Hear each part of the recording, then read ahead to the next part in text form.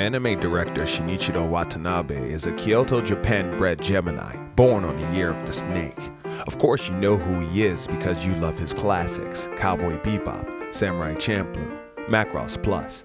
If you haven't experienced any of these, then you surely found yourself swaying to the assorted soulful tunes of the musical Martian journey of Carol and Tuesday, explored the infinitely bizarre universe of Space Dandy. If none of those rang a bell, then buckle up, because you're about to be introduced to easily one of the greatest and most prolific anime directors of all time. Shinichiro Watanabe.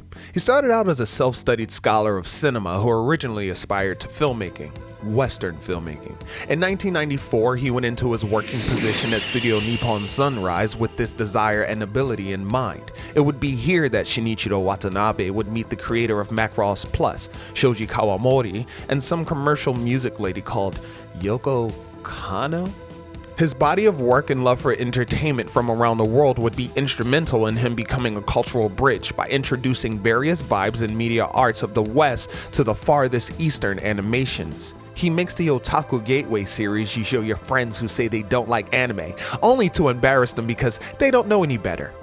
Watanabe expanded his influence by essentially sticking to his goal and going against the industrial grain, where, on average, anime production companies were regulating themselves to safety genre of shonen, shoujo, or kodomo, adapting pre-existing intelligent manga properties, hoping to maybe sell a hobby mech model kit or two. Watanabe went beyond Super Seinen. During his solo directorial debut with Cowboy Bebop in 1998, Sunrise and Bandai wanted to appease the capitalist toyetic gods, but Watanabe, though it almost ended his career, wanted to tell a great original story.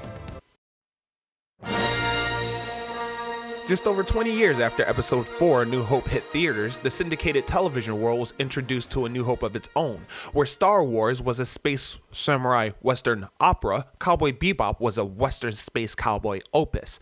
Shinichiro Watanabe, with everything in his repertoire, put in the work to make sure this damn directorial debut would be all the heavens meant for it to be. Subverted were the traditional archetypal anime journey. Watanabe, living for 2071, had to have an uncanny foresight into several aspects of the infinite and beyond while crafting a finite narrative. Back when we were making Cowboy Bebop, Watanabe said to Otaku USA magazine, "One thing I told the staff was, let's make a show that does not feel dated in 10 or 20 years. Nailed it." Cooked up by Hajime Yatate, a pseudonym for a group of Sunrise Animation employees with Watanabe as project head, they blessed us with 26 award-winning anime episodes of adult-themed cosmic bounty hunting goodness, crafty morsels you can pop in and out of your mouth, regardless of episode number. The series slathered in heaps of sci-pop culture sauce, topped off with a rich, creamy cinematic main course experience. In the beginning of the broadcast phases, the fate of the series was knocking on heaven's door, but the otaku gods had other plans. At the collaborative creative helm were names like the screenwritings of Dai Sato, a knockout English dub freshman performance from voice actor Steve Bloom, all dancing to the tunes of Nihonjin musical goddess Yoko Kanno. It was here, with his first and frequent music collaborator and soul sister, that we get the feel of how Watanabe fills his series with soul. Let's talk about jazz, man. And I'd love to elaborate on the majestic Yoko Kanno, but we'll get to her. This video is about Shinichiro. Watanabe treats his music as if it's a character in a show, a prominent part of the story, playing in party perspectives 1 through 3. He collaborates with virtuosos who have mastered their instruments, artists who know how to make music that moves you, tampering with your emotions while in the same vein inducing the sincerity of his creations. He has created scenes based around Yoko Kanno's impulsive, unrequested music. That's jazz. That's bebop. Trusting your band as they are good at what they do. Rock steady on a rhythm so another instrument solo can shine. An early lesson Watanabe learned from Ryosuke Takahashi. No, not that one, no. From fellow Sunrise screenwriter, director, producer, Ryosuke Takahashi. There we go. Like any self-taught cook, Watanabe likes to walk up ingredients you think don't belong or match and make a tasty, well-seasoned multimedia meal out of it. Champuru, An Okinawan word, which means to be mixed or blended together, pretty much sums up an aspect of his creative being. A space-time collapse. 1660s Edo-era Nihon has collided with the birthplace of hip-hop, USA, 2004.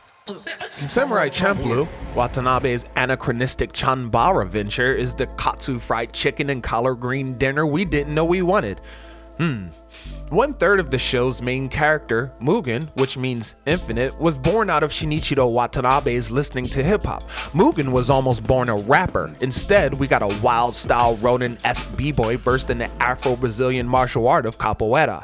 This Champloo project further reinforces just how ontological the relationship is between Watanabe's stories and the musical artists with which he chooses to collaborate, a habit consistently pushing him far enough beyond the conventional, where his genius lives. With Team Watanabe as the MC, Samurai Champloo's soundtrack was born out of collaboration with hip-hop artists Fat John, Force of Nature, Nujabes, and Tsuchiya. As a fan, Watanabe gave these artists free will to do what they do best and create in honor of his developing amalgamated world. He wanted authentic hip-hop, that East Coast boom-bap steez, that percussion, the rap, the sampling, the lo-fi. It was perfect. Hip-hop thrived in and was born out of the remixing of funk, blues, and jazz. Those same genres live at the core of Watanabe's own soul, as he has just begun to show. And I'm going to take a quick moment here to share a perspective of Ra.